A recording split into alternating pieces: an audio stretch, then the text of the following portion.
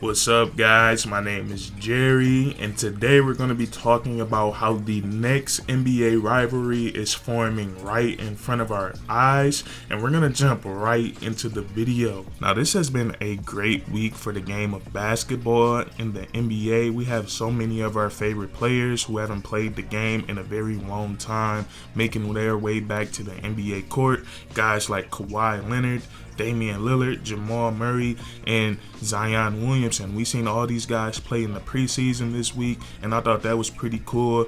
And then we also get to witness these very cool, very rare exhibition games between Metropolitan 92, a team from France that features the presumptive #1 overall pick in the 2023 NBA draft, Victor Wembanyama. They went up against an NBA G League team, the Ignite, and that team features Scoot Henderson, the guy that everybody think is going to go #2 in the 2023 NBA draft. So these two guys faced off a couple nights ago, and they're set to face off again on this Thursday afternoon, and I think everyone should tune in to this game. So we have Victor Wembanyama and we have Scoot Henderson. These guys are the presumptive #1 and #2 picks in next year's NBA draft. And I feel like things are already getting chippy between these two. So, and I'm going to paraphrase here, but Victor Wembanyama, he was getting interviewed and he was asked about Scoot Henderson. And when he answered his question, he said that he thought he was a great player, which is pretty cool. But after that, and I'm paraphrasing here, he basically said, if I wasn't born, then he might have a chance of being the #1 pick in next year's draft. Now, I don't know if that's just how they speak in France. Maybe he was just being nice, but the way that sounds to me, if I was Scoot Henderson, I would feel some type of way about that. And what I like about this, both of these guys are elite talents. They're both are very young, and I think they're going to play in the NBA for a very long time.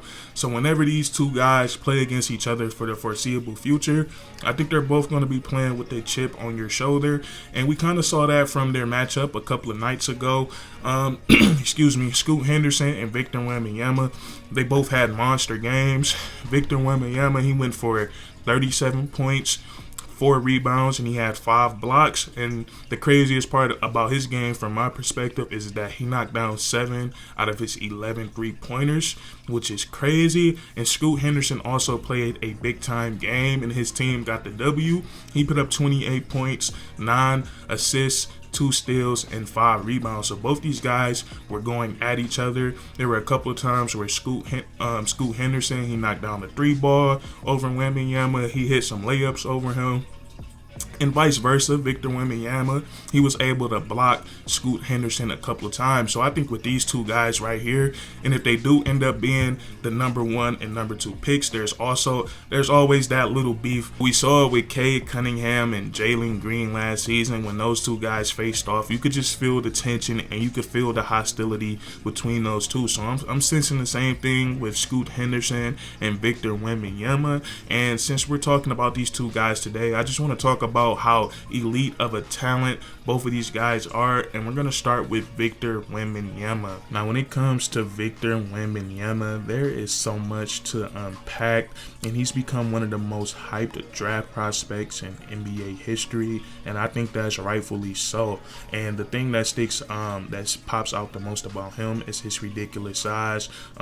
He's listed at 7'2". Some people say they think he's 7'4", but he has a crazy 7'8" wingspan. And I think where he's most dangerous is on the defensive side of the ball because he can do so many things. Now, he's very athletic and he's very mobile, so you really can't take advantage of him out on a switch. And just think about if it is a guard that's much quicker than him, that 7'8" wingspan is gonna make up for so much of that space being created by that smaller guard. And then around the rim, that's where it's just ridiculous. He's one of the best shot blockers in FIBA. He does a great job of protecting the rim. And it's not just like he's blocking layups or dunk attempts. He's blocking hook shots. He's blocking floaters. Blocking a floater is crazy. Like guards, they put that ball up as high as possible. And Victor Wembanyama, he's able to go up there and go get that. So I feel like what he can do on the defensive side of the ball, let's just say if that's all he could do and he didn't have the offensive skill set that he had, I think he'd still be a top 3, top 5 draft pick just off his defensive defensive prowess alone. So he's really great on the defensive side of the ball and is really game changing what he can do.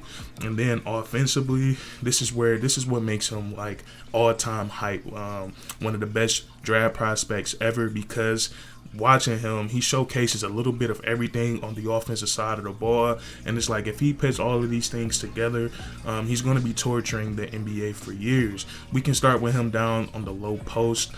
He does a great job of playing down there. He has a bunch of post moves. He has a soft touch around the rim. He can shoot the ball over his shoulder. He has the up and under.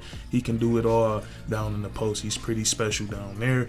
And then also he can knock down the three-point shot. Just like in the exhibition game we watched a couple of days ago, he was able to knock down 7 out of his 11 threes. And we got to remember, he's 7'2", 210 pounds with a 7'8" wingspan. So that is truly incredible. And he also has the skill set to put the basketball on the floor at times, create his own shot, get to a dribble pull-up, or get all the way to the rim. And he can also be effective without the basketball in his hands.